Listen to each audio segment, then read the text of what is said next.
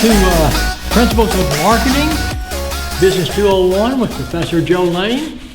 We're in Unit 2. We're getting ready to look at Chapter 7, which has to do with marketing research. Moving along pretty well in Unit 2. Now remember, the only thing you have in Unit 2, other than your test number 2, which is Chapters 6, 7, 8, 9, and the first half of Chapter 10, is your marketing news article. And you can find out all about that in your contract document, your syllabus.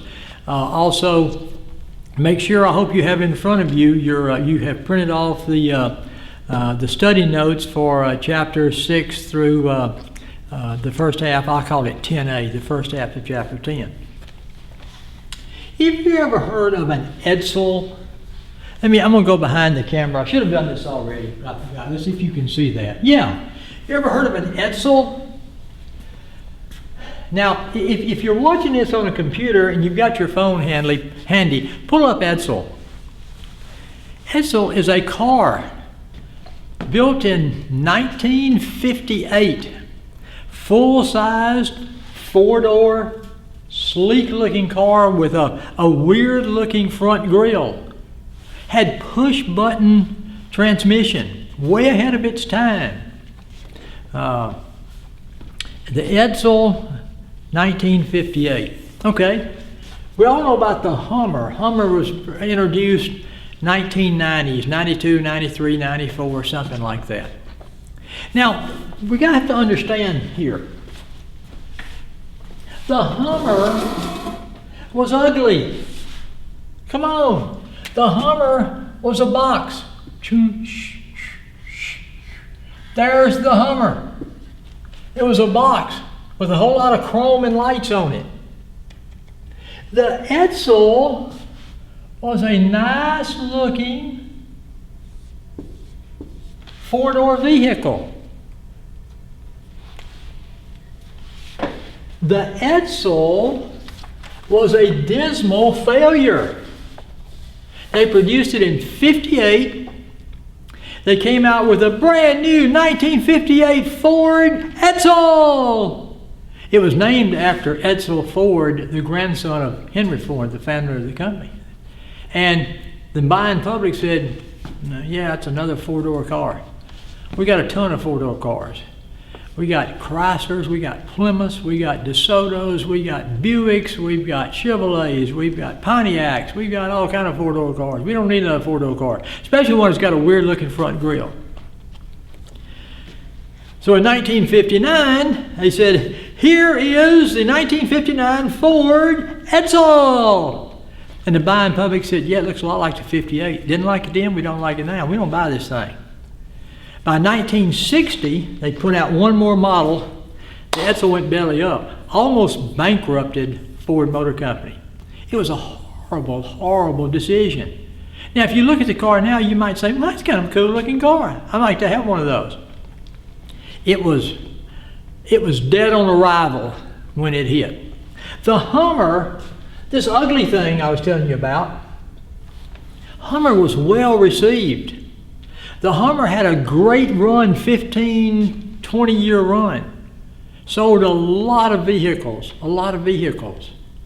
So, why was the Hummer successful and why was the Edsel a failure? It had a lot to do with marketing research. Remember, we've been saying a whole lot, through this marketing course. You need to monitor your competition. You need to make sure you monitor and look at and understand consumer or customer behavior. You need to be paying attention to this. You need to be paying attention to that. One of the ways marketers do that is through marketing research stuff. I want you to know what marketing research is. Your handout, the systematic design, collection, recording, analysis, interpretation, and reporting of information pertinent to a particular marketing decision facing a company. I better do that again. the systematic design. You put the marketing, what is it I want to research? Then you collect, record, you analyze, you interpret, and you report the information that you receive from the research that is pertinent to a particular marketing decision facing a company. I would be willing to submit to you, if I was an attorney, that marketing research is what caused Edsall's failure. They didn't ask anybody, would you like another full-size four-door car with a weird front grille? And the answer would have been no. But they wanted a vehicle with Edsall Ford's name on it, and they put that rascal out, and it was a real failure. This box over here, very, very successful. Where did the Hummer come from? Where was it originally born? The Humvee. It was born in the military. Now, I admit the Hummer that rides around on the streets doesn't look exactly like the Hummer that rides around for military purposes. But it had military vintage. It came out of the military. We are enamored. We like stuff that's out of the military. You may not, but a lot of people like. That's kind of a mystique coming from the military. The Hummer was very well accepted. There was a lot of SUVs running around in the 1990s and 2000. You had the Ford Explorer, you had the Tahoe, you had what else? GMC had Chevrolet had the Tahoe, and GMC had the something. There was a lot of SUVs. Can't remember them all right now, obviously. But the Hummer came out and said, we're different. You got all these silly SUVs here that all the soccer moms and people are, buying for status purposes. But we're a step above that. We're like nothing else. Nothing's like a Hummer. We eat Tahoes for breakfast. We're a tough machine. And that's the way they marketed it, like nothing else. So they realized, now if you were just standing back here looking, you'd say, well, yeah, this has got a lot better chance of being a success than this.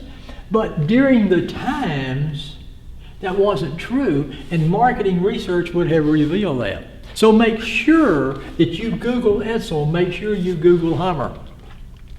Okay. Marketers, so I want you to know what marketing research is. Right below that, marketers need to constantly monitor the different forces that affect their operations and products. Marketers have to continually monitor things, and they're continually having to do marketing research. Now, sometimes marketing research is a really big deal. Should we introduce a Hummer?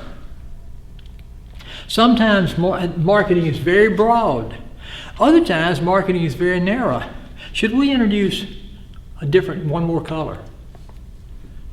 So you can have broad marketing, be familiar with that. Some marketing research is very broad. It can be pretty expensive. Some marketing research is very narrow. Okay. When they came out with the Hummer, there was a lot of research. Now, what happened around the year 2000? Gasoline went over $1 a gallon.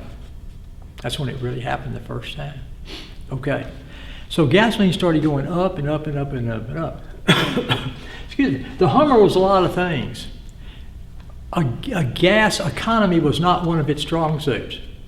So there was additional marketing research done after, the initial research that brought the Hummer out. And it said if gasoline went up $1 a gallon, what would that cause the buying public to do? And obviously they found out that would be a problem.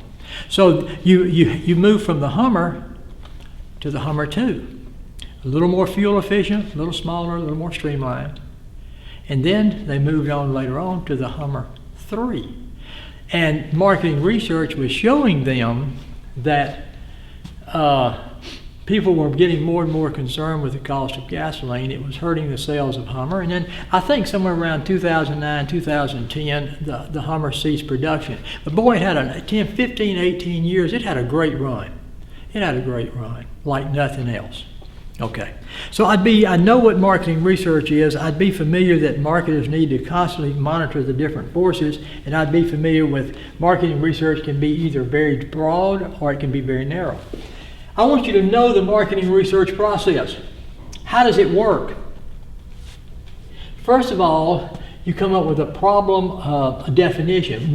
Now, don't think of a problem as a problem.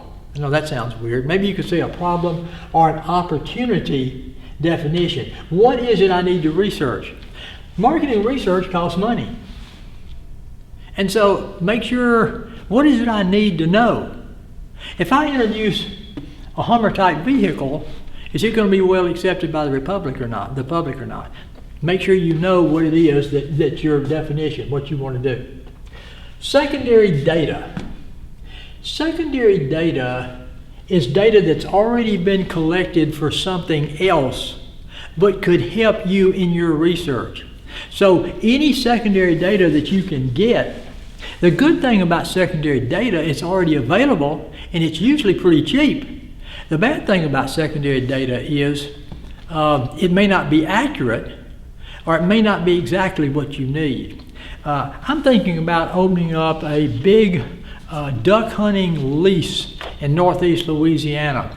Going to have a big center there where you can come in, business people can come in from all over the United States to our conference center, our big huge hunting lodge. You can have conferences there, you can do guided hunts and everything while you're there. That sort of thing. So the idea would be, I've got to do some marketing research, see if this thing's going to work or not. But one thing I could do is, I guess they still do it, they did it when I used to duck hunt. You had to buy a Louisiana duck stamp. Well, I bet you I could go to Wildlife and Fisheries and get some information on how many duck stamps were sold in northeast Louisiana. Now that would help me with one thing. Not only do I want to bring businessmen from all over the country in, but I also like to have duck hunters from northeast Louisiana take part in this. I could do guided hunts from them. So that would be secondary data. Collecting primary data, this is data you've got to collect yourself. You've got to go out and collect this data. How do you collect primary data? You can do surveys. You can do questionnaires. I'll probably put a few things in here. Collecting primary data. Collected for the purpose of addressing the problems at hand. I want you to be familiar with what secondary data is. Data that's been collected by someone else that you may be able to use. Primary data you collect yourself. You go out and you collect that data. How can you do it? You can use telephone, internet, personal interviews, emails. Maybe one of the ways I might collect some primary data from my duck hunting lodge, my duck hunting deal. I may ask the different sporting goods stores here in this area, TP Outdoors, Monroe, West Monroe, Simmons, Academy. Can I put some brochures out or some surveys out in your place that people could pick up and fill out? Maybe do a self-addressed envelope, something like that, and get some feedback that way. That would be some primary research. I might do something, I might get with certain company types and maybe do some mail outs to some of the major companies around the nation that I have found are companies that do big in-services every year. And do something like that. That would be collecting primary data to see what I might come up with. All right. By the way, I want you to know the marketing research process. I want you to be familiar with what secondary data is. I want you to be familiar with what primary data is. But I want you to be able to diagram the marketing research or list it out, however you would want to do a marketing research process and how it works. Okay. Now, a lot of times when you're collecting primary data, you know what the population is? The population would be everyone that perhaps would be interested in your particular product or your particular experience, like a duck hunting thing. Most of the time you cannot sample, you cannot get information from the entire population. you have to take a sample of the population. And so when you do your primary research, you take samples. Now let me sit down and rest a minute, and let's see if I can make sure I've cleared up what we're talking about here. Let's look at your handout. We talked about collecting primary data collected for the purpose of addressing the problem at hand. I want you to be familiar with that. You collect it yourself. The advantage of primary data is you're getting what you need, and you can control the accuracy. The disadvantage of primary data is it's expensive and time consuming. But if it's something you need to know the answer to, it's worth it.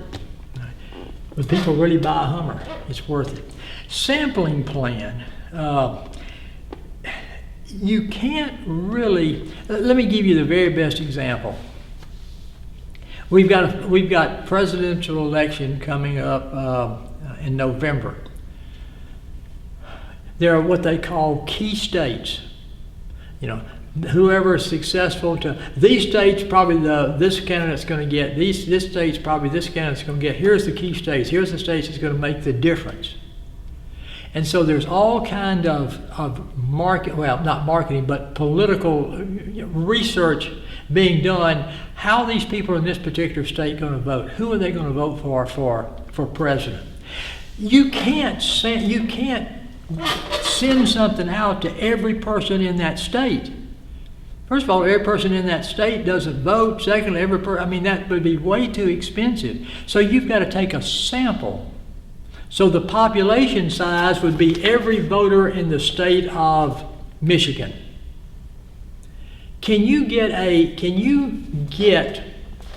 research? Can you collect primary data from every voting age person in Michigan? No. So you take a sample. I'm going to take a sample of the voters, and from that I'm going to determine which candidate the state is going to go for. Does that make sense? You do a sample. Now, you want your sample to represent your population. I'm going to do a sample of the voters in Michigan. And my sample is going to be made up of white males over the age of 50 with an income of $250,000 a year or more. Now, are you going to get an accurate sample? Is that sample representative of the population? No, it's not. It's not. You're going to get a skewed sample. So what you've got to do is, if I can't poll the entire population, which I can't, I've got to select a sample that most represents the population. All right, let's talk about that. Sampling plan. Critical how well the sample represents the population. The sample is the segment selected to represent the population. That's what the sample is. So I want you to be familiar with what the sample is. Okay. If you take a random sample, that means each and every person has a known and equal chance of being selected. That's the best way to do a sample. Everybody out there, the way you're doing that sample, has a possibility of being selected. If you do everybody 55 and over that's white, you have eliminated everybody that doesn't fall into that category. But if you can sample in such a way that no group is preferred and no one is eliminated. I'm going to take a sample of the drive-through window at Chick-fil-A. I want to see what they think of the drive-through window. So I'm going to ask them to send out to return a sample to me, a questionnaire to me. All right? I've been in business for a while at Chick-fil-A, so as the people come up to the window, those folks that I know that are regular customers, I give them a survey. Would you send this out? Would you fill this out and send it back? What are you going to get? You're going to get a really good response, because if they're regular customers, they probably like the service. But what if you do this? What if you give it to every third car for a week? Every third car that comes to the window, you give them this to fill out. And let's just say they do, every third car for a week's period of time. Would that be a pretty random sample? Yes, it would, and it could be pretty accurate. Now, I would not pick a week that some big, huge, major event was in town, where you would have a lot of out-of-town people coming through the window, because they don't really know about your service. All right? Pick a regular week, sample every third. That would be a good random sample.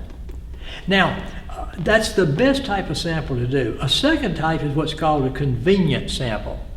I'm going to do a sample that's easy for me to do. I'll make it easy on myself. You can do that, but a convenient sample may well not be representative of the population, because I'm just going to do what's easy. I'm going to give it out to everybody that comes through the window for a day. That's easy, knocked it out, probably not best. And then you have what's called a judgment sample. I'm going to give it to those people who I think are representative. Well, you may be right, you may not be right. Judgment samples and convenient samples are not the best type of samples to try to get a representation of the population. The random sample, where each person has an equal opportunity to be selected and a known opportunity to be selected. So I'd be familiar with the different types of samples, random, convenience, and judgment samples. And I'd be familiar with what a sample is. Data analysis. I want you to be familiar with what data analysis is. Data collected should be coded, entered in some type of computerized system, and analyzed. The data you collect needs to be massaged, it needs to be used, it needs to be put together, it needs to be out there on display so you can see what that data represents. You know, if you have to answer 10 questions, 1 through 5 answers, then you've got to have some way to calculate that and see what the prevailing answer or 1, 2, 3, 4, 5 of each question you ask. So I would be familiar, I said right over here, data collected should be coded, entered, and analyzed. All right. Chapter 7. Let me go to the next page. Well, there is no next page. That's chapter 7. Now here's what I want. Because I think look, is marketing research important? Absolutely. Ford Motor Company almost lost it, primarily because they did no marketing. You know, Ford Motor Company I have a word for Ford Motor Company. Dumb! Stupid! Dummies. If you own a Ford, I've just offended you. Dumb company. You bought from dummies. However, time out. Let me back up and say something else. Ford did not do their marketing research. And there were dummies. 1958, 1959, 1960. However, we all make mistakes. We all do things. The important thing is when you make a mistake is to learn from that mistake. Ford Motor Company, they learned from that mistake. They said, uh-oh, we got the cart before the horse here. We should have done marketing research. Remember that thing in chapter 1 about the marketing concept? Ask the customer. So Ford learned from their mistake, and they brought out another vehicle. What was that vehicle? Anybody know? Yeah, you do. The Mustang. How'd the Mustang do for Ford? Tremendous. Still today, tremendous. They did marketing research and when they did that marketing research, Ford had the Ford Thunderbird, an expensive sports car. When they did that marketing research, the buying public said, man, we can't afford Thunderbirds. We'd love to have a lower priced, cool sports car. And they'd put out the Mustang. So smart Ford, good guys, got it together. So if you're on a Ford, you can be happy with me now. Ford was smart. They learned from their mistakes. I want you to know what marketing research is. I want you to know the marketing research process. And I want you to be familiar with those things that I talked about being familiar with. Should be able to diagram that marketing research process. maybe say a little bit about each of these circles here. And then be familiar with those things we talked about: samples, random samples, convenience, judgment, that type of thing. That takes care of chapter 7. I'm going to take a little break, have my makeup team back here, or redo my makeup for me, and I'm going to jump into chapter 8 with you. So I'm going to take a little break. Better let Professor Ryan Pierce, the executive producer of Joe Lane Online Worldwide, and let him know that we are finished chapter 7 and we're going to be going into chapter 8. Thank you.